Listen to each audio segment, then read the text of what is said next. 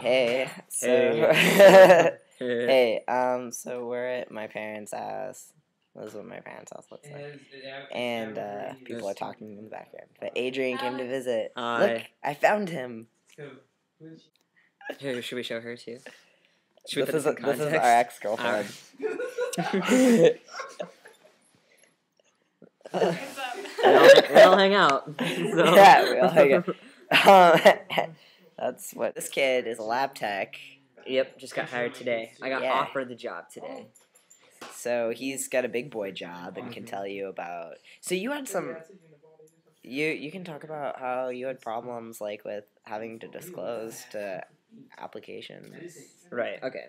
So when I applied to medical school, I had to disclose my trans status because I was having a discrepancy in name and pronouns and gender marker on my application. So I decided to spin it favorably and say, yeah, I'm trans. This is how it's going to make me a better position. I thought that I wouldn't be discriminated against because it's against the law to do that.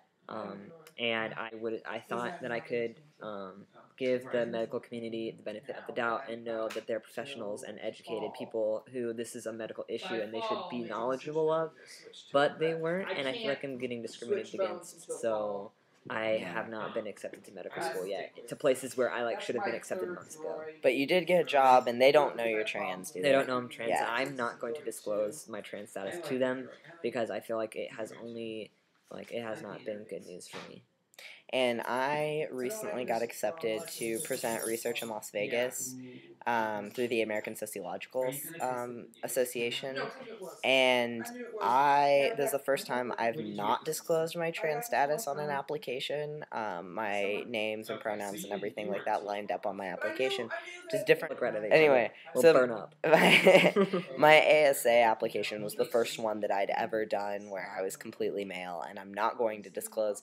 But I put down male on my application, and they pay for you to have a room. And you can say, do you want a roommate or not? And I said, I don't want a roommate because I'm super stressed about that aspect. So I'm just going to stay on my own. But it's weird. I'm applying to graduate school next year, and I'm going to be completely stealth, which is weird because I'm applying for studying gender studies programs. So I think that might be difficult. Yeah. Do you think? I'm going to try. I'm going to give stealth a try at my. Yeah, I'm giving stealth a try. I'm kind of in a little experiment right now because I'm stealth in one of my classes, but not the other ones. I'm stealth at home, but it's home. I still remember the people that I know. But I was hired through a temp agency, and they are going to run a 10-year background check. And I'm fearful that they're going to deduce my trans status from my name change and from my gender marker on my social security. And your old name could be a man's name, though. It could be. It could be. But my mom talked to her HR rep in her company, and she suggested that when they bring up my name change, they asked me what that's about with my background check. All I'm required to say is that, yeah, I changed my name. Yeah. And that's the end of the story. So that's what I'm going to do and see what happens. Yeah. I mean, and if they ask you about it, you can say, look, it had nothing to do with legal issues or money. I settled that with the court. I don't feel like you have just to say settle that with your employer. Say look, it was for personal reasons. I really just didn't like my old name. Yeah, that's what I'm gonna do. I do not want to disclose my trans status because there's only a bit. Yeah. See, I would definitely have to disclose. I have a very, very feminine old name compared to yours. Right, mine's just a unique name. Mine ends in Ann. So, that's a problem. Yeah.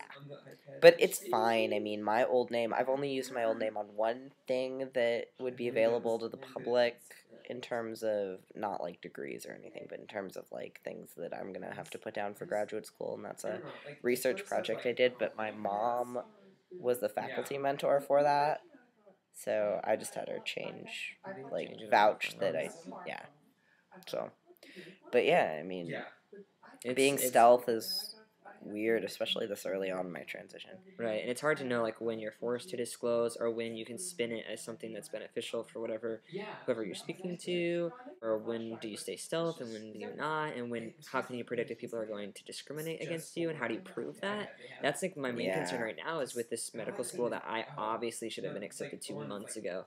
Like, I am certain that my application was looked at with a biased eye, and I need to.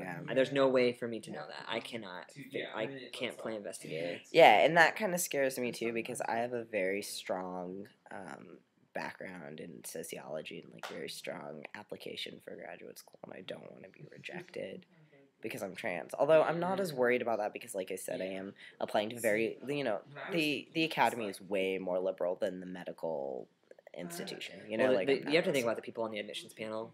Like, they're the ones making the final decisions, and a lot of these admissions guys are older physicians in their 60s, and they just like are not in tune with what's happening. Unfortunately. A lot of them aren't even practicing. They're just admissions guys now. Yeah. So, I don't know. That sucks. Rough waters. Yeah. Rough disclosure waters.